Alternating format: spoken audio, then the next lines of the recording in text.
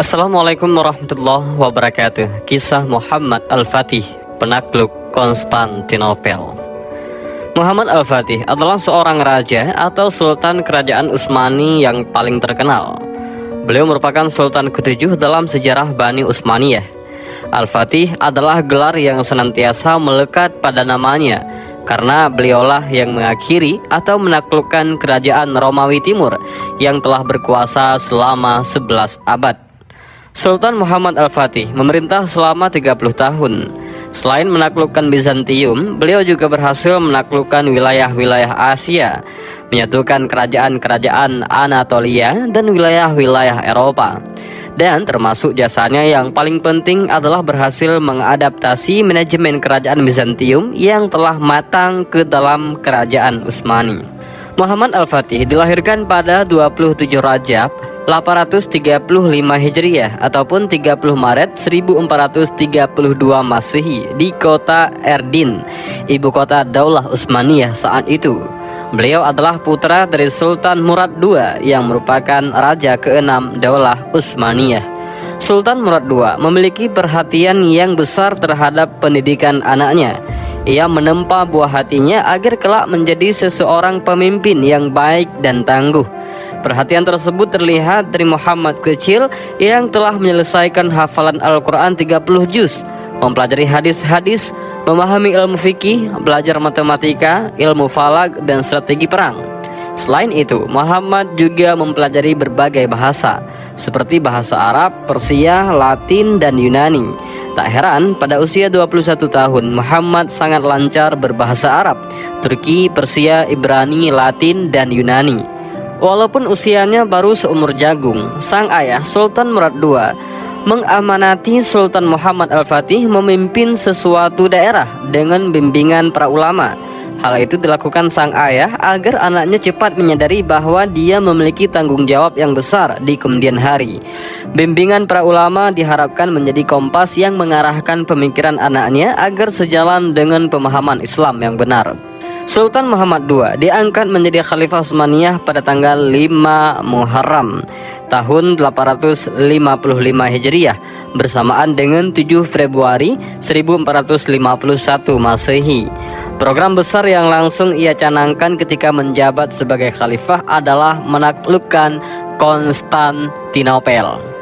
Langkah pertama yang Sultan Muhammad Al-Fatih lakukan untuk mewujudkan cita-citanya adalah melakukan kebijakan militer dan politik luar negeri yang strategis.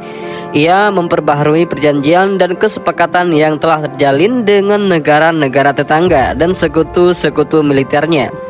Pengaturan ulang perjanjian tersebut bertujuan menghilangkan pengaruh kerajaan Bizantium Romawi di wilayah-wilayah tetangga Utsmaniyah, baik secara politis maupun militer.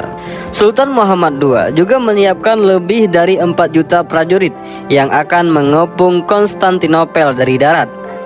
Pada saat mengepung benteng Bizantium, banyak pasukan Utsmani yang gugur karena kuatnya pertahanan benteng tersebut.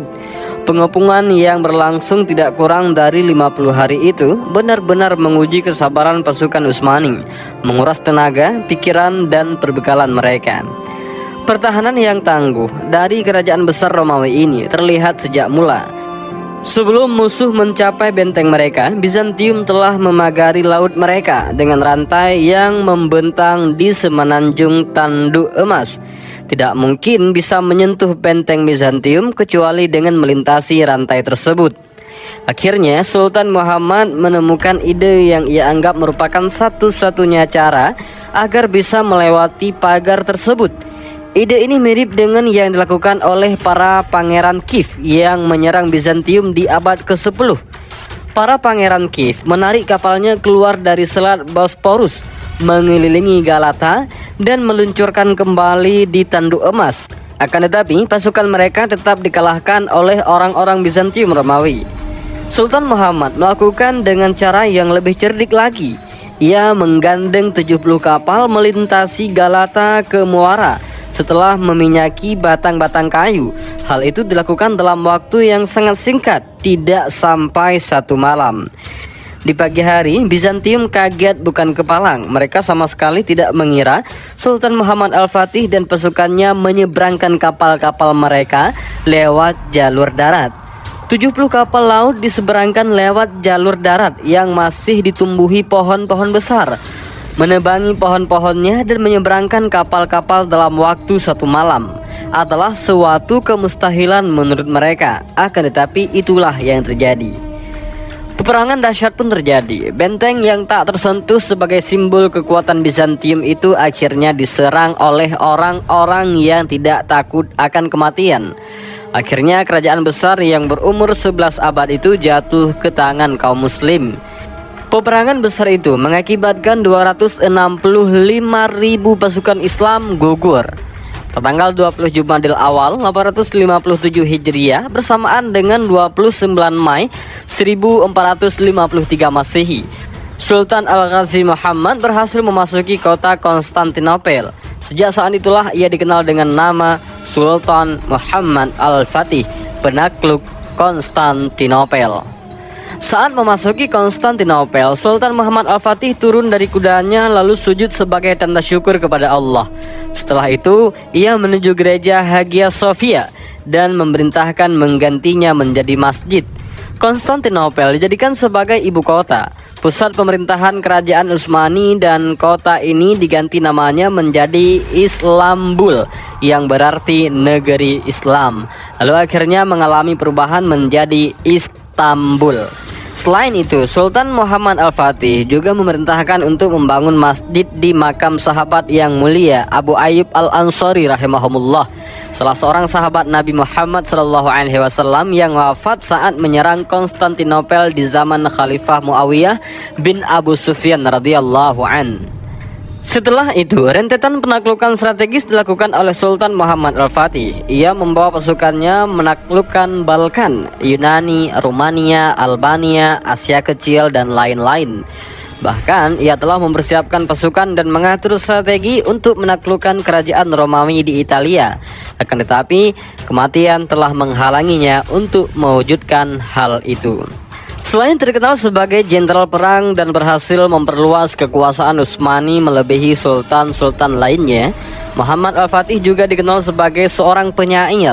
Beliau memiliki diwan, kumpulan syair yang ia buat sendiri. Sultan Muhammad juga membangun lebih dari 300 masjid, 57 sekolah, dan 59 tempat pemandian di berbagai wilayah Utsmani. Peninggalannya yang paling terkenal adalah Masjid Sultan Muhammad II dan Jami' Abu Ayyub Al-Ansari.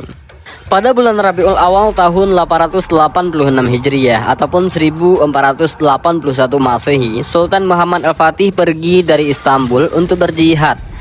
Padahal ia sedang dalam kondisi tidak sehat. Di tengah perjalanan, sakit yang ia derita kian parah dan semakin berat ia rasakan. Dokter pun didatangkan untuk mengobatinya. Namun dokter dan obat tidak lagi bermanfaat bagi sang sultan. Beliau pun wafat di tengah pasukannya pada hari Kamis, tanggal 4 Rabiul Awal 886 Hijriah ataupun 3 Mei 1481 Masehi.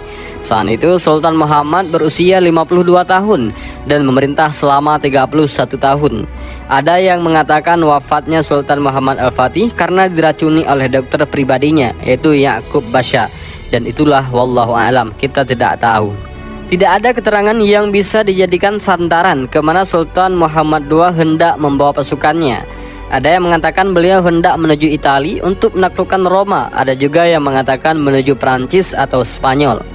Sebelum wafat, Muhammad Al-Fatih mewasiatkan kepada putra dan penerus tahtanya, yaitu Sultan Bayazid II, agar senantiasa dekat dengan para ulama, berbuat adil, tidak tertipu dengan harta, dan benar-benar menjaga agama, baik untuk pribadi, masyarakat, dan kerajaan. Dan inilah sedikit kisah tentang Muhammad Al-Fatih, penakluk Konstantinopel. Mudah-mudahan video ini bermanfaat. Allahu a'lam bishawab. Assalamualaikum warahmatullahi wabarakatuh.